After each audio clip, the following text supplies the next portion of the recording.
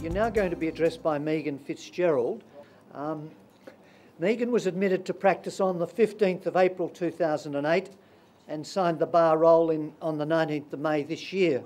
So she's relatively new at the bar, but she has a wide range of practice areas apart from areas that we're interested in this morning. And they include alternative dispute resolution mediation, commercial, criminal and family law, disciplinary tribunals, professional negligence to mention but some. Megan was at Landers and Rogers prior to coming to the bar, and those of you who are familiar with Landers and Rogers practice will understand that that involves acting, at least in part, for the Legal Practitioners Liability Committee. And Megan, while she was at Landers and Rogers, certainly carried out a lot of work on behalf of the Legal Practitioners Liability Committee. And as a result of that, she has a lot of knowledge of how, why, when and where the complaints can come so far as a practitioner is concerned. She's appeared in all jurisdictions in Victoria, and I understand she's going to draw on her practical experience to identify potential pitfalls. Please welcome Megan. Thanks, Megan. Now that Theo's gone through all of the case law from this year, I don't propose to actually talk about any cases. I'm simply going to talk from experience working for the LPLC and also more recently for the Legal Services Commissioner. It really isn't hard for things to go wrong, and it can happen to the best of us, although hopefully it's more than the grace of God keeping us from going where Isaac Brott has gone. If you adopt good risk management practices at the beginning, it's easier to deal with problems when they arise. And essentially, the message from today is that prevention is better than the cure. A good defence is a defence, but it doesn't start fighting until the disease is set in. It's not going to stop you from incurring cost, inconvenience, and also a lot of stress. Practitioners, when they get sued or have complaints made against them, even if those complaints or cases are dismissed or shut down from the early stages, go through a lot of stress. If files are conducted well and kept in good order, problems are less likely to arise. And if they do arise, it'll be easier to nip them in the bud in the way that Theo described with the complaint that was made against him.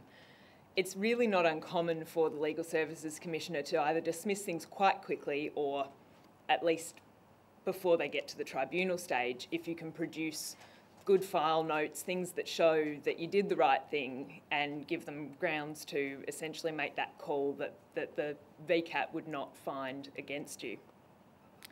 The same thing goes for a civil suit. If you've got a clear defence and that can be produced to the other side or referred to in the early stages, it's far more likely for a claim to be dropped on advice. So the first thing that any practitioner should think about at the outset is, who is my client?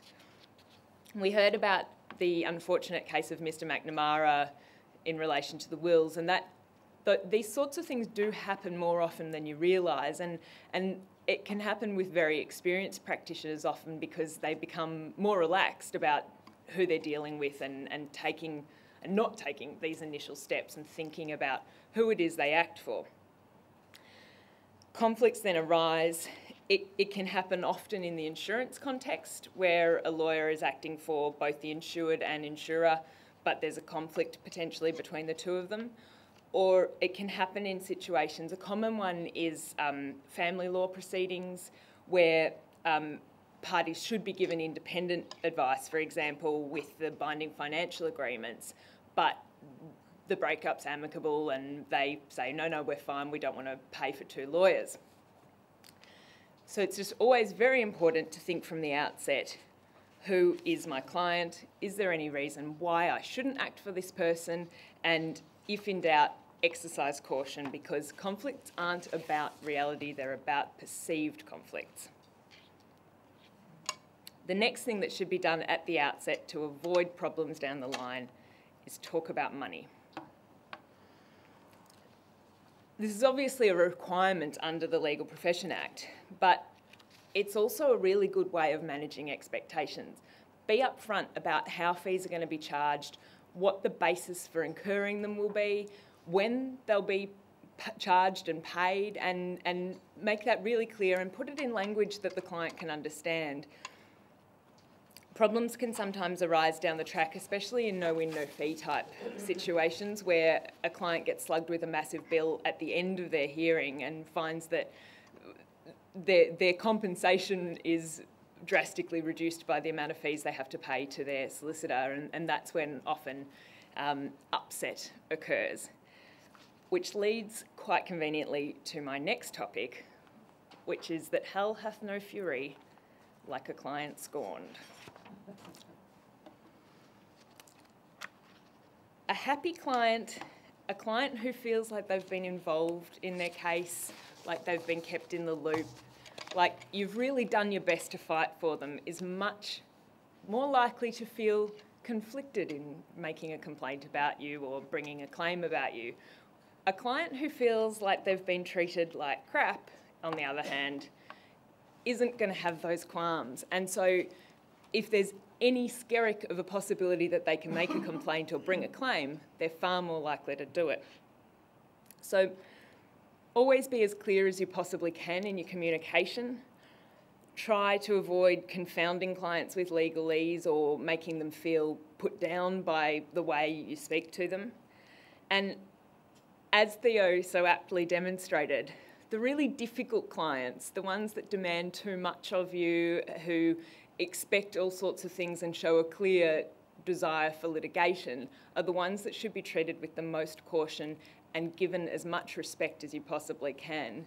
It can be really frustrating, and but it's always a warning sign that if this client is being difficult, demanding, complaining, that those are the clients where you need to tread carefully. It's best to try and involve them in decision making, try and give them some purchase in a decision that's made. And a good example of this would be a case I was involved in that ran for a long time. We were acting for the barristers that had been involved in settling family law proceedings. Now, the barristers had a really strong defence. They had an advocate's immunity defence. And in normal circumstances, the claim would probably have only been brought against the solicitors. It certainly was much stronger against the solicitors, although arguably not strong against them either. But one of the barristers we acted for was a silk. He was of a more senior age. He had been around a long time, and given that he, in the course of a 2-year proceeding, didn't ever learn my name until shortly before the trial, I was known as Dear. And then when I said my name was Megan, he said, "Oh, isn't there a secretary at your office called Megan?" And I said, No, I've spoken to her on the phone. And I said, "Yep, that was me. And you know, when I was giving you advice, that's because I'm a lawyer." You can see how this particular man had managed to raise the fury of his client. And there were huge amounts of documents in this particular case that involved your typical family law situation where a husband who had been involved in a family business had attempted to fritter away all of the family business funds in a range of trusts and other sort of arrangements to avoid having them go to his wife in the divorce, and then later wanted to blame his solicitors and barristers when a lot of it did go to his wife in the divorce. And it's my strong view that had this particular silk treated him with a little bit more respect, even though he possibly didn't deserve it and he probably didn't particularly bring about a friendly situation, that the claim probably would have been dropped against the barristers. The next major point for things that should be thought about as early as possible is that a problem shared is a problem halved. If a client's claim is hopeless, do your best to tell them clearly and kindly as early as you can. And you might laugh, but I did once have an inquiry from a potential client who wanted to sue her hairdresser for a negligent haircut. Needless to say, that unrealistic expectation had to be dealt with quickly. If clients' unrealistic expectations are not appropriately modified, they'll be more likely to be upset at the end of things, especially if they end up with a bad outcome.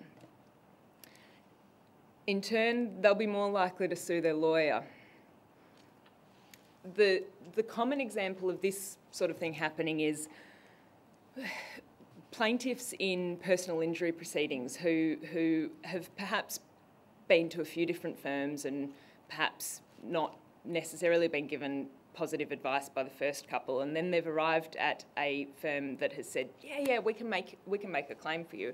And certainly they can make a claim, but it's a statutory benefits claim, and no one has taken the step, or at least haven't documented taking the step to advise them about the issue of negligence in common law claims. And when they finally do break it to them that they're not going to be able to prove a damages claim because there's no clear negligence, the client is very upset. The client then makes a complaint to the Legal Services Commissioner or to solicitors and seeks to bring a claim. And by that time, of course, the limitations period is over, and if they can put together some sort of claim, then you could be in trouble.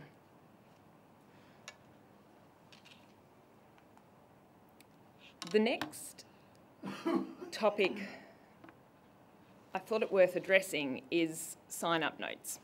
Now, these are commonly used often in the family law context, where people come to trial and then don't want to run the trial, even though their lawyers are advising that they might get a better outcome at trial. And so if they're essentially acting against advice, the lawyers will then have them sign a note saying that they understand that the advice that's been given to them and they're going to choose to act against it. And it's a bit of a safety blanket, and that's great, but it's really important if you're going to use a sign-up note to understand that they're not always a strong defence. You need to make sure that the client clearly understood it, that they understood what the purpose of a sign-up note is, and that is to use as a defence if they later turn around and complain about you or sue you. Because it's really common for clients to then get to a stage where they are unhappy with the outcome and say, well, yeah, I signed that, but I didn't read it, I didn't understand it, I didn't know what the point of it was. So if a client is going to act against your advice and you're going to have them sign a sign-up note, just make sure that they've read it, that you've taken the time to sit there and in a relaxed way go through it with them and check that they understand it.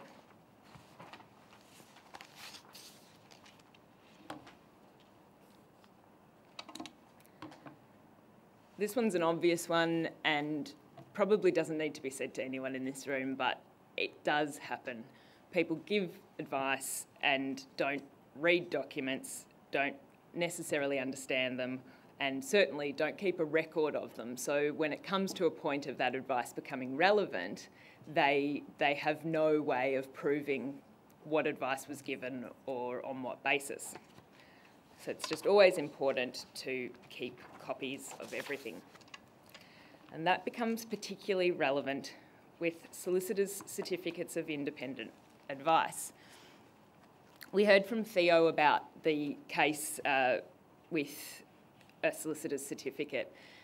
These cases come up all the time, and they're essentially the evil love child of Amadio and Garcia. In those cases, the banks weren't able to enforce guarantees against family members who had provided guarantees to their undeserving son or husband. And when the banks realised their problem, they decided that they would shift liability onto lawyers by having lawyers sign certificates saying that they had given independent legal advice to a guarantor without an interest in the loan. And what often happens nowadays is that people drop in off the streets into suburban law practices, or they go into a solicitor who's been doing other work for them, and they say, oh, I've just got this document that needs to be witnessed. And without thinking too much into it, the lawyer does what they think is essentially witnessing a document, and ultimately they are certifying that they gave detailed advice about a matter that can result in a very hefty claim.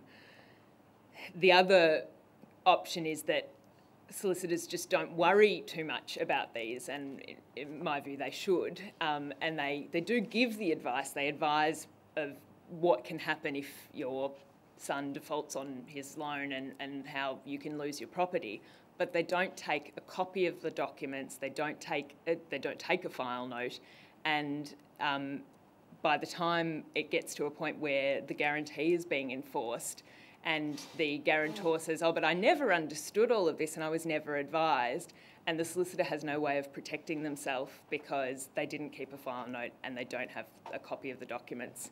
In some cases, we've had solicitors who didn't open a file.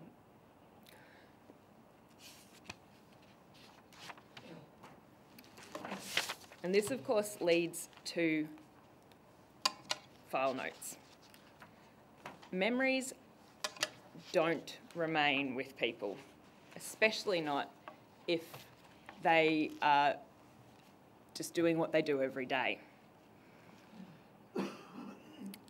Now, it's really, really important to keep file notes.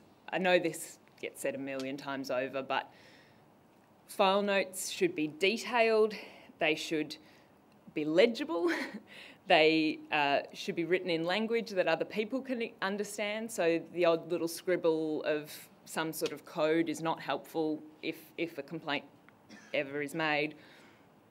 If you make a file note that's not contemporaneous, then you should make a note in there about why it wasn't made contemporaneously and why, when you did make it, you had recall of the events. And as a cautionary tale against ever making notes after the event without a note about why it was made after the event, I'll tell you about a matter I worked on where a client alleged, as a plaintiff, that they had been given advice in relation to purchasing a property, and they said that they'd been given the advice over the phone. They'd called up on a particular date and were told, yep, that all sounds fine, sign the documents, you'll be right. The solicitor says that the advice wasn't given that day, and they have a file note to show that all they said was send in the documents, we'll have a look at them and then we'll give you the advice. Now, there was a written file note that indicated that that was the advice or the conversation that took place, but it was written in handwriting on the bottom of an email which was dated from the day that the conversation allegedly took place. And it was only when you looked at the very bottom of that printout that you realised that there was an automatic date that had been printed when the email had been printed that was about 2 months after the date that the conversation allegedly took place. And this was the only document that could prove or disprove the case. When that was brought to the attention of the solicitor, they said that they'd had an accident with a cup of tea, spilt it on their file, and they'd had to replace the file note, so what they'd done is they'd reprinted that email and then rewritten the note in handwriting exactly as they had written on the original note. But without some sort of note to say, I rewrote this on this date because of this issue, that one's going to be a big credibility problem. So it's always important that if something is unusual in any way, just make a note of it. An obvious one, but a bit of a killer, put dates in your diary. A claim can be quite average against one tortfeasor, but as soon as a lawyer who is held to very high expectations misses a time limitation, it becomes a very strong claim against that lawyer by magic. It'll also take years off your life being sued, so it's just never worth taking the risk. And my final common area of problems is organisation. Cleanliness is next to godliness.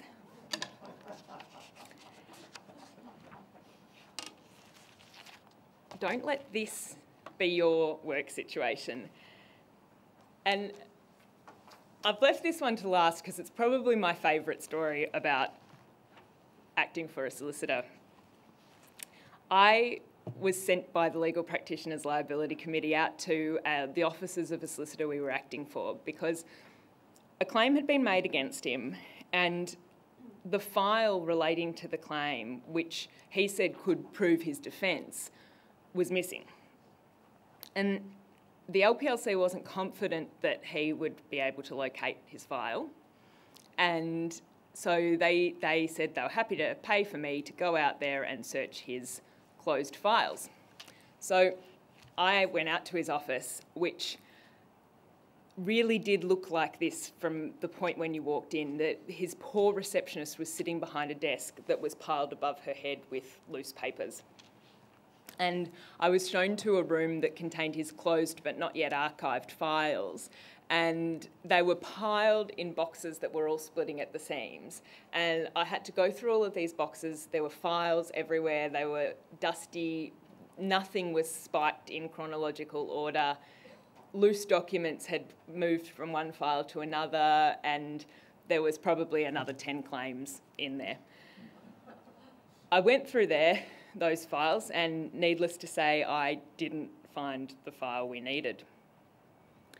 And I went back to the office, and after speaking to my boss, I was told that I would be expected to also go through the documents that he said he had in archives.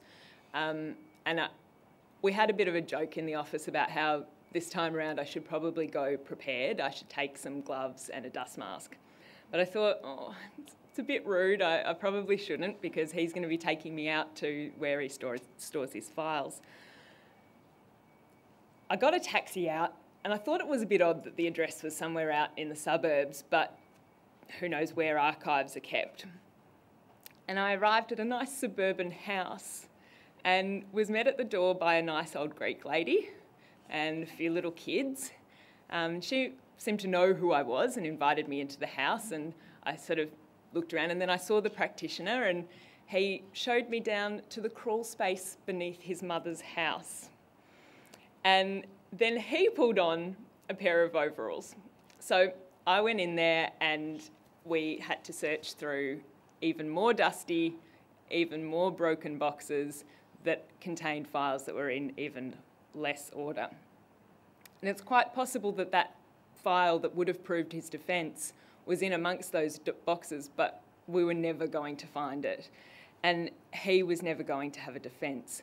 So a fairly extreme story to demonstrate the principle, but organisation, keeping your files in order and spiking documents so that they don't get muddled or lost is really important if you're ever going to have to come to defending a claim. And the last thing that should be said is that if things do go wrong, it's tempting to have a nervous breakdown and just ignore that file, put it in the black file box. But problems happen, and they happen to the best of practitioners, and they can almost always be nipped in the bud, dealt with quickly, and dealt with minimal stress if you take steps as quickly as you can. The best thing you can do is talk to someone about it. Ideally, talk to an experienced colleague or a friend who actually practices in the law, ideally. And if there's not someone that you think you can speak to in your firm, then there are also alternatives of the LIV Ethics Advice Line and the Bar Ethics Committee, who can give you anonymous advice. I'd be happy to take any questions. Anybody got any questions for either of our wonderful speakers? Okay, well, if not, thank you very much.